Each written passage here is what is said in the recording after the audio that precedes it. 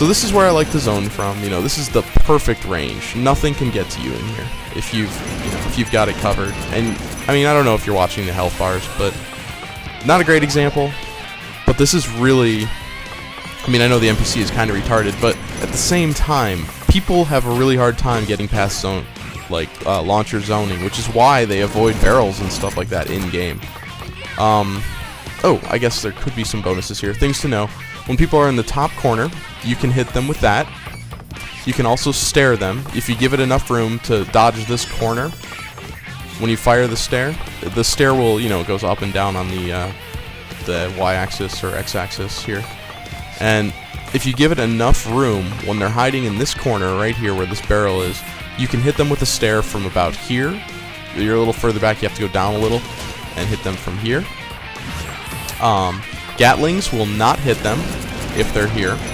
It will come very close. Lasers will not hit them, but flamethrowers will hit them past past about here where Dale is. So you can go ahead and flamethrower them by standing where Sushi is, and Susha, and I call her Sushi. And basically, you can, I don't know, I don't think the NPC is going to stay in this corner, but you can see you can stare him easily. Oh, perfect. Alright, so, and you can get full damage on a fire pillar there.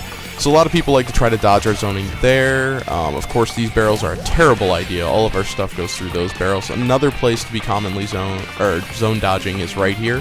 Same thing as the other corner. Fire pillar, stare, does excellent there. And that's about it. There's not any other good places. You know, I talk like the tavern's the only level, but you know, when you play enough PvP, sometimes you feel like it is the only level. People just can't handle other levels, I guess.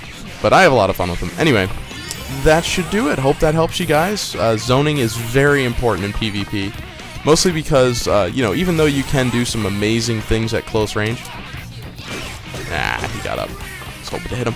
But even though you can do some amazing things at close range, as the kind of launching techniques that I've been showing you, there you go, that kind of stuff. You do want to have a long-range game. There's a lot of people you don't want to get near, and it's not just Exos and, you know, Crusaders and who else? Asuras are kind of hard. You have to, at melee, you have to either be really good at countering them. My friend's one, so I have a lot of experience with it, but it's kind of a pain in the butt when they can use their little, we call it the snap, their wave radiation whenever they want. I've gotten to the point now where I can probably Marilyn Rose about 50% of his wave radiations, just because I have a pretty good idea when he's going to snap.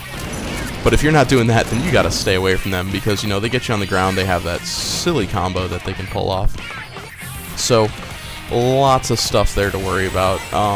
But even people like, you know, you might find a ranger that has like a plus 17 revolver, and that is just no fun to be around anyway. So, you got to be careful. You got to be able to zone them. And I've actually zoned rangers. I actually got kind of ticked off with one because had such good gear I couldn't break him. But then I go ahead and zone him, and I kill him. Well, of course, you know, he got past the zoning a couple times. Rangers are fast. But, you know, I'd had a couple matches that were almost perfect, because all I did was, you know, zone, zone, zone, zone. And it was very difficult for him to get near me. Obviously, you don't want to charge your laser if you're zoning. I did that because I knew it was the NPC, and he's not very smart. But never charge your laser if you're zoning. It's kind of based on their move. So it really does throw away one of your strongest moves with very little power. But if you're busy zoning anyway, and you don't have them in a combo, you might as well throw as much of the charge as you feel safe at. Laser is usually where I get countered, so keep that in mind. Try to either save it or don't use it when you're zoning. The best thing it's used for is sniping. Like, when you feel like, alright, he's got no health, I'm looking at the health bars, and this is it. He's, you know, after this combo, he's going to have no health left. So let's say he just has a sliver of health left. Go invisible, you fire a laser. And as you can see, it's not very, you know, it's funny because the NPCs have such random movement, they're actually harder to hit than players. Players are actually kind of predictable. But people right now, like, he'll go up, and, you know, just happens that the NPC did that because of some algorithm. But players will try to get away from walls and stuff when they're fighting launchers. And they will try to get into corners whenever they're hurt, so they'll get up here and stuff like that, which is why you need to know, you know, stare and fire pillar are excellent for killing those corners. Also, obviously, I never talked about nuke here, but nuke is one of our best zoning tools. When I say offensive, defensive nuking, I'm usually talking about zoning, I guess. Putting a nuke in front of you so that you can cast one of your bigger weapons in their face with relative impunity.